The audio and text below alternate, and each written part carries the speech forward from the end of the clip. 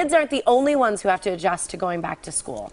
That's right, and Desiree Jones-Hartwig is here from the Wisconsin Humane Society to smooth the transition for your pet, too.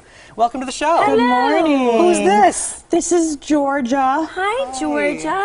She is so cute, right? Oh, So she's cute. She She's so sweet. Is she up for adoption? She is available for adoption. Today at noon we open, so please come on by. She's 3-month-old. Is she terrier Scotty mix? Oh. Terrier. Yeah, I think when she walks around, she looks a little tall and she's got kind of a square head. I think she might have some Airedale in her. Okay. And I don't know what else. She's a terrier mix, which is Her paws are big, though. How she's big is she going to be a get? good-sized girl, I think. It's it's really hard to say when they're mixes, but I mean, she could range anywhere from like 25 to 60 pounds, you know?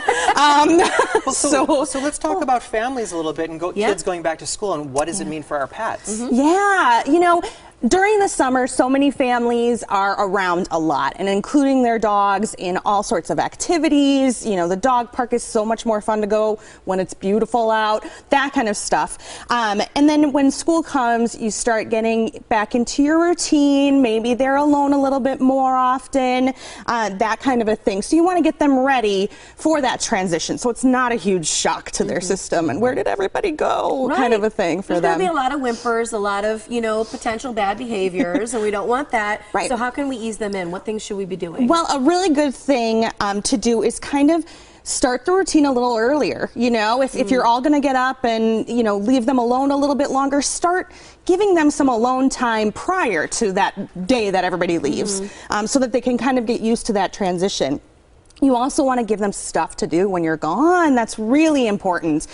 We've got all sorts of toys at our Animal Antiques store. What kinds of things? We've got a little puzzle there, our pizza puzzle, and then this is really fun. You can put treats in it, and then it's like another little puzzle, our tug-a-jug, and that's fun for them too. And it's got the rope toy, which so many of them love, and then we even have one for slowly get treats out of it throughout the day. Okay. Yep. And then the puzzle too, they have to work to get treats out of. They have to move the different things. And then this one is a brand new favorite. The Bada Beam is for cats, and it's like a laser toy that you can turn on, and it kind of rotates back and forth, so the laser randomly goes about, and it can keep your cat busy for quite a long time. That's awesome. I knew you would like that one. I knew you would. Yeah. You would like that.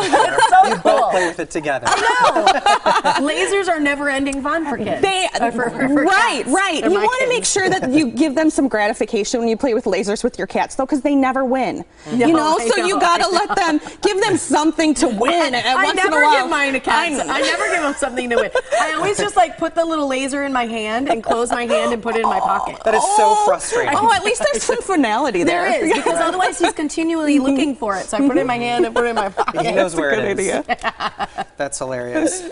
So is fall generally a good time to consider adopting a new pet? Oh, yeah. I really think so. You cannot beat fall weather, right? I mean, it's the most amazing weather of the year, in my opinion, and in many dogs' opinions, I would imagine. Great time for walking, getting out there, getting some activity. Also, because of that routine, it's a good time because they can just get used to that routine, the days at school, the days at work, get used to it on the weekends, all of that. They'll get used to right away, so you don't have to work on that transition necessarily. It's a great time for training because you have that kind of consistent schedule, all of that. So it really is a great time to adopt. How about for kids? Because if they're back to school, they've got all their activities going on, things are happening all the time, they're busy. Is it a good idea? And why do you say guardianship for kids is such a great thing? Well, first of all, it helps to teach respect and kindness, which we really want to instill in all of our children so that they become kind adults and help to create a better world for all of us. So that, for me, and for a lot of animal lovers, is one of the biggest reasons to get an animal for your kids.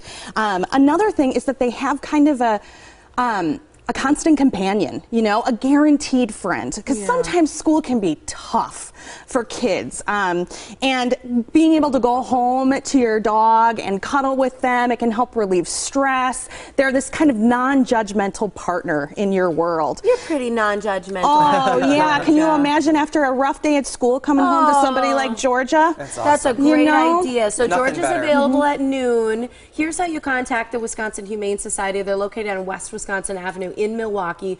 414-ANIMALS or wihumane.org is the website to find all the animals that are up for adoption if they match your personality as well. But I think Georgia would go with anyone. Oh, she's going to be such a Thanks, great dog. Desiree. Thank you. Appreciate it.